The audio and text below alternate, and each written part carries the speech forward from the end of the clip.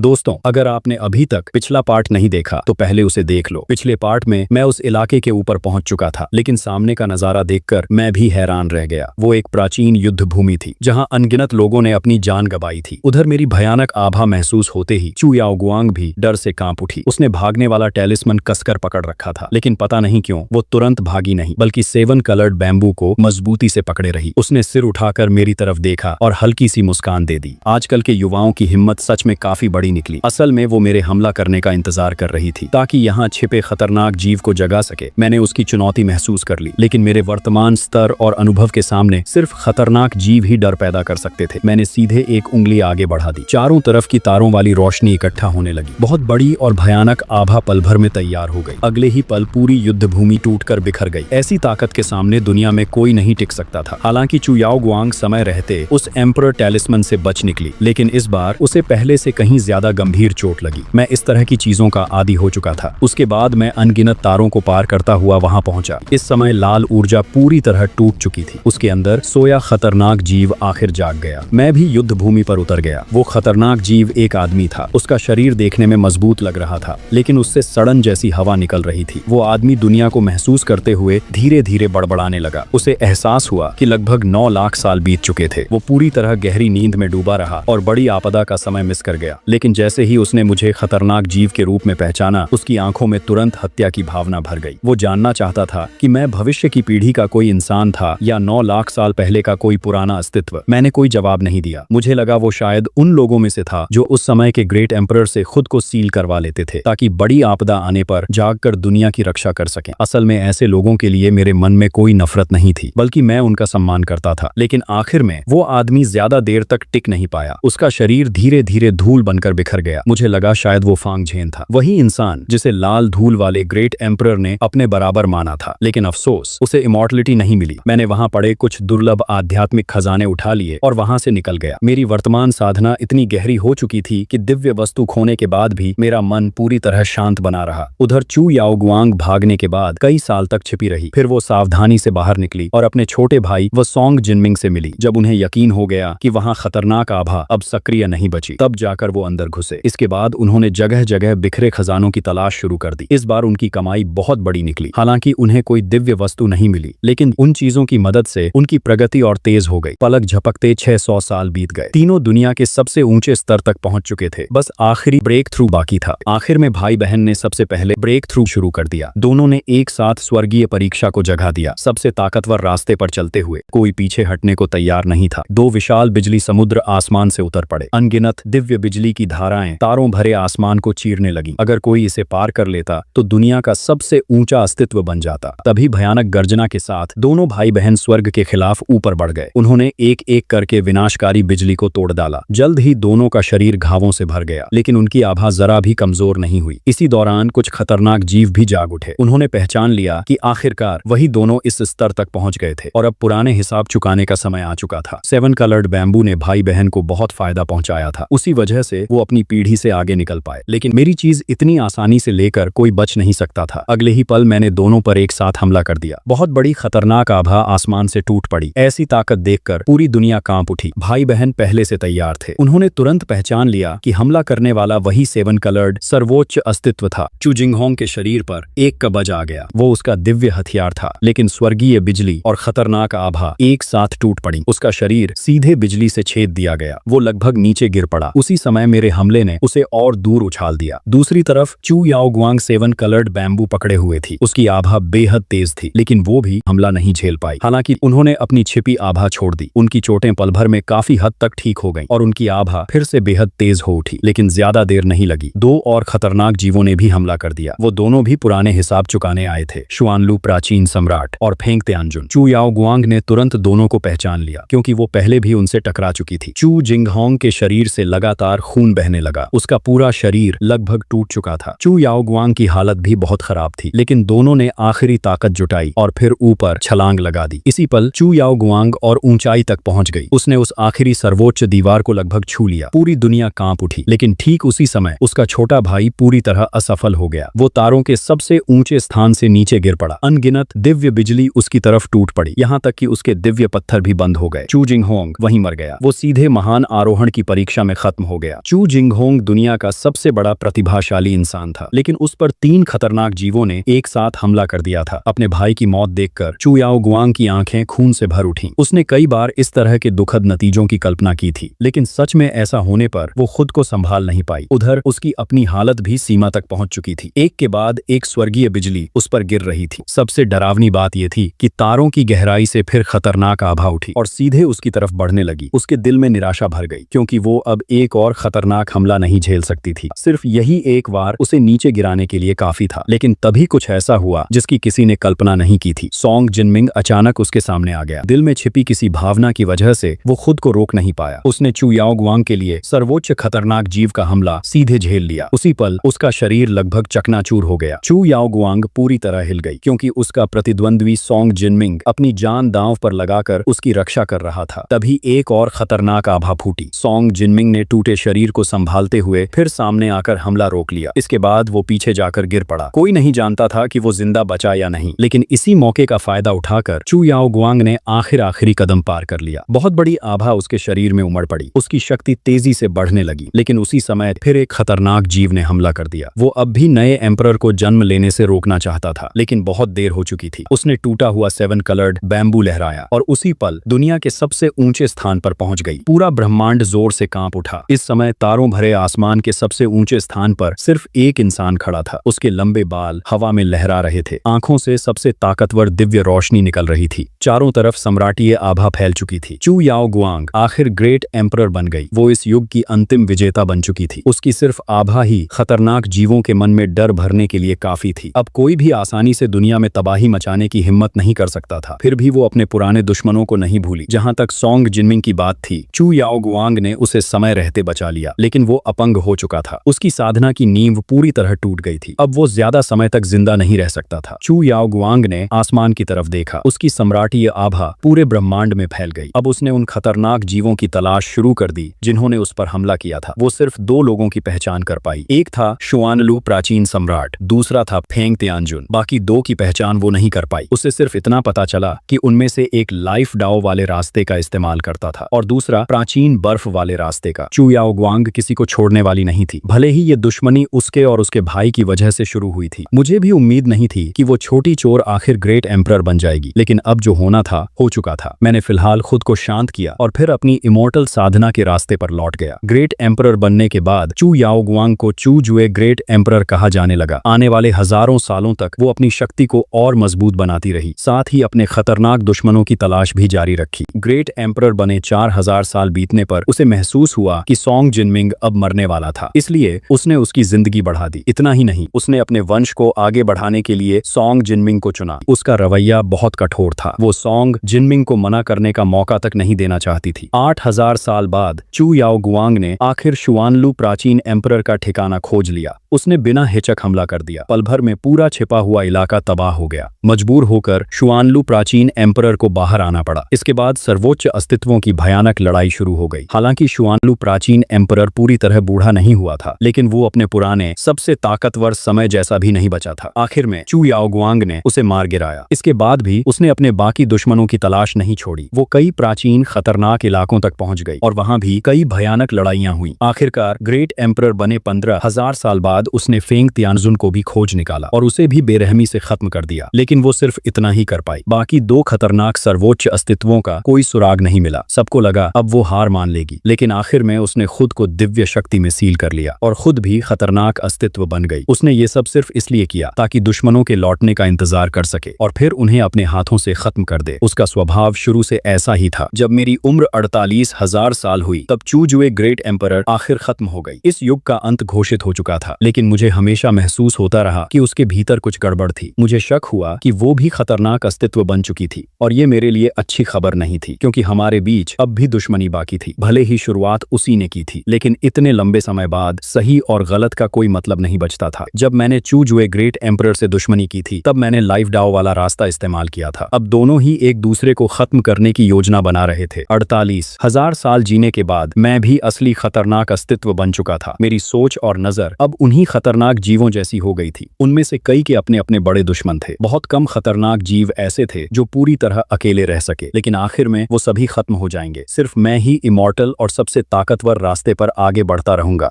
अगर वीडियो अच्छी लगी हो तो हाइप कर देना दोस्तों।